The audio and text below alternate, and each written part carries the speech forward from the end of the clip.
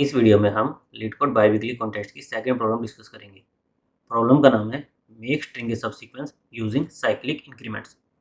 इस प्रॉब्लम में आपको दो स्ट्रिंग दिए हुए हैं, स्ट्रिंग 1, स्ट्रिंग 2। आप स्ट्रिंग 1 को मॉडिफाई कर सकते हो। मॉडिफाई कैसे कर सकते हो? आप स्ट्रिंग 1 के कुछ इंडेक्सेस चुनो, उन पर जो करेक्टर्स हो उनको 1 से इंक्रीमेंट कर दो। जैसे वहाँ पर ए हो तो वहाँ पर बी कर दो, बी हो तो सी कर दो। इसी तरह अगर आपका जेड हो तो ए कर दो। बेसिकली आपका इंक्रीमेंट साइक्लिकल है। इस तरह से S1 को मॉडिफाई करने के बाद आपको ये बताना है कि क्या आप S2 को S1 का सबसीक्वेंस बना सकते हो या नहीं बना सकते। जैसे हमें यहाँ पर एग्जांपल दिया है, स्ट्रिंग 1 है आपका ABC, स्ट्रिंग 2 है आपका AD।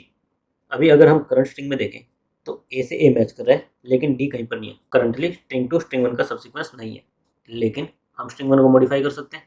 कैसे कर सकते हैं? जो भी करेक्टर है उसको 1 से इंक्रीमेंट कर सकते हैं। तो हम चुन लेते हैं थर्ड इंडेक्स कि हम इसको 1 से इंक्रीमेंट कर देंगे, हम इसको D बना देंगे। अब अगर हम देखें AD, A से A मैच खा रहा है, फिर B नहीं मैच खा रहा तो इसको रिमूव कर दें। अब D देखें, D से D मैच खा रहा है, यानी कि हमारा स्ट्रिंग 2 अब न्यू स्ट्रिंग 1 का सबसीक्वेंस है। तो इस केस में हम क्या रिटर्न करेंगे? ट्रू। सिमिलरली अगर हम ये देखें, यहाँ पर है ZC और यहाँ पर है AD। अब मैं अगर A देखूँ, ये क्या है? Z का नेक्स्ट करेक्टर है A है, और D देखूँ, ये C का नेक्स्ट करेक्टर है D। तो अगर मैं ये दोनों इंडेक्स चुनूँ और इन दोनों करेक्टर्स को 1 से इंक्रीमेंट कर दूँ, ये क्या बन जाएगा? जेड ए बन जाएगा, सी मेरा डी बन जाएगा। तो अब स्ट्रिंग 2 मेरा स्ट्रिंग 1 का सबसीक्वेंस हो गया। तो इस केस में मैं क्या रिटर्न करूँगा? ट्रू।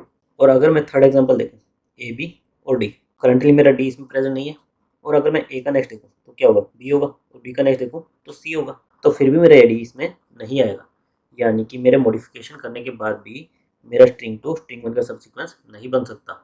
इसलिए मुझे क्या रिटर्न करना है? फॉल्स रिटर्न करना है। और हमारे कॉन्स्टेंट्स क्या है? 10⁵ यहाँ तक है।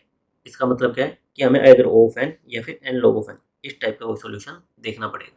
नाउ अगर हमें दो स्ट्रिंग दियो, स्ट्रिंग 1 और स्ट्रिंग 2, और हमें ये चेक करना हो कि एक स्ट्रिंग दूसरे स्ट्रिंग का सबसीक्वेंस है या नहीं है, तो हम उसको कैसे चेक कर सकते हैं? सिंपली हम क्या करें, एक पॉइंटर यहाँ पर रखें, एक पॉइंटर यहाँ पर रखें।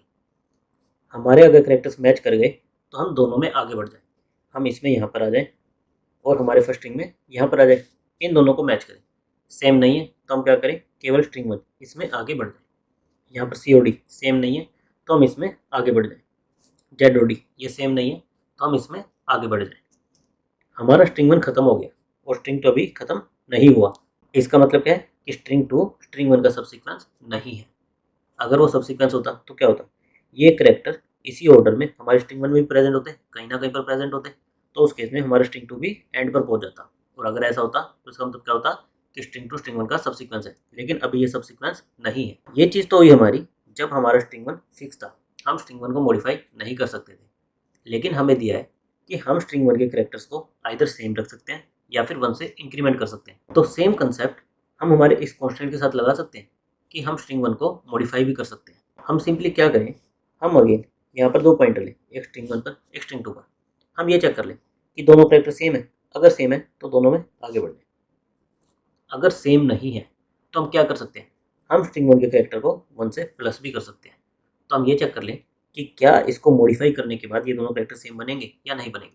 हम बी के साथ साथ ये चेक कर लें कि क्या सी, अगर हम इसको +1 करके सी बना दें तो क्या ये हमारा इसके इक्वल होगा या नहीं होगा। अगर तब भी इक्वल नहीं हो रहा तो हम केवल इसको आगे ले जाएंगे। हम आ गए सी पर, हमारा स्ट्रिंग 2 है अभी डी पर। सी हमारा डी से मैच नहीं कर रहा तो हम क्या चेक करेंगे? +1, क्या इसको डी बनाने के बाद ये दोनों करेक्टर मैच हो रहे? हाँ हो रहे। तो हम क्या करेंगे? इन दोनों को मैच करके आगे बढ़ जाएंगे। स्ट्रिंग 1 में आ जाएंगे यहाँ पर, स्ट्रिंग 2 में आ जाएंगे यहाँ पर। अगेन हमारा क्या होगा?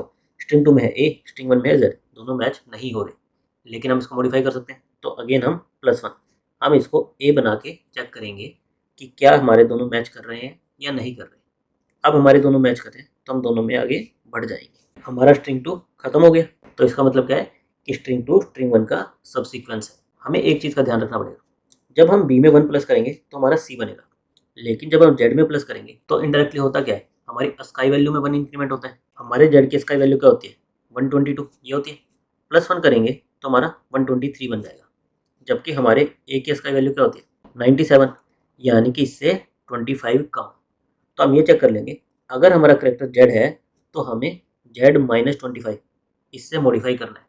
और अगर हमारा करेक्टर इसके अलावा कुछ है, जैसे बी है सी है, तो उस केस में हमें +1 करके चेक करना है। हमें सेम करेक्टर को चेक करना है और +1 करके चेक करना है, या फिर -25 करके चेक करना है। -25 किसके लिए? हमारे साइक्लिकल केस के लिए। अब अगर हम एक और एग्जांपल लें, स्टार्टिंग हमारे दोनों पॉइंटर यहाँ पर होंगे, ए हमारा डी से मैच नहीं कर रहा तो हम क्या करेंगे, +1 करके इसको बी बना के चेक करेंगे कि आप मैच कर रहे हैं, नहीं कर रहे, तो हम आगे बढ़ जाएंगे स्ट्रिंग 1 में। बी और डी मैच नहीं करे तो +1 सी बना के चेक करेंगे, अब मैच करें, अभी भी मैच नहीं कर रहे तो हम इसमें आगे बढ़ जाएंगे। हमारा स्ट्रिंग 1 खत्म हो गया, स्ट्रिंग 2 अभी खत्म नहीं हुआ, इसका मतलब हमें फॉल्स रिटर्न करना है, हमारा स्ट्रिंग 2 सब सीक्वेंस नहीं है। कोड में हम यही कर रहे हैं, पहले हमने दोनों स्ट्रिंग का साइज एन और एम इनमें ले लिया, फिर हमने दो पॉइंटर लिए, एक आई और एक जे। आई किसको पॉइंट करेगा? स्ट्रिंग 1 को। जे किसको पॉइंट करेगा? स्ट्रिंग 2 को। फिर हमने चेक किया, जब तक हमारे दोनों में से कोई भी स्ट्रिंग एग्जॉस्ट नहीं हुआ है तब तक हमें लूप चलाना है, और उसके अंदर चेक क्या करना है कि क्या हमारे दोनों करेक्टर सेम है। स्ट्रिंग 1 की ith पोजीशन पर, स्ट्रिंग 2 की jth पोजीशन पर, दोनों पर करेक्टर सेम है तो हमें दोनों में एक आगे बढ़ जाना है, जे प्लस प्लस आई प्लस प्लस। या फिर स्ट्रिंग 1 में 1 ऐड करके अगर हमारा करेक्टर सेम बन रहा है तो भी मतलब ये मैचिंग है, हमें दोनों में एक आगे बढ़ जाना है। या फिर साइक्लिकल के लिए हमें क्या करना है, अगर हमारा जेड हो तो जो भी जेड -25 यानी ए बनाकर चेक करना है कि क्या अब हमारा करेक्टर मैच कर रहा है तो आगे बढ़ जाओ।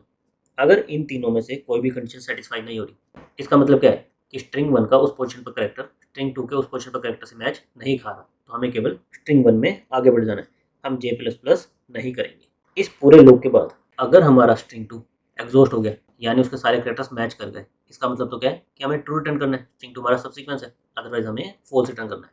तो हम यही चेक करें कि क्या हमारा जे पॉइंटर लास्ट में पहुंच गया या नहीं पहुंच गया, सारे करेक्टर्स मैच हो गए या नहीं हो गए, अकॉर्डिंगली हम अपना रिजल्ट रिटर्न कर देंगे। इसकी हमारी टाइम कॉम्प्लेक्सिटी क्या होगी, हम सिंपल एक एन साइज का लूप चला रहे हैं और उसके अंदर कांस्टेंट ऑपरेशन कर रहे हैं, तो हमारी टाइम कॉम्प्लेक्सिटी क्या आ जाएगी, ओ ऑफ एन। उस स्पेस हमने कुछ एक्स्ट्रा लिया नहीं तो हमारा स्पेस कितना आ जाएगा, O of 1 constant space. Thank you guys.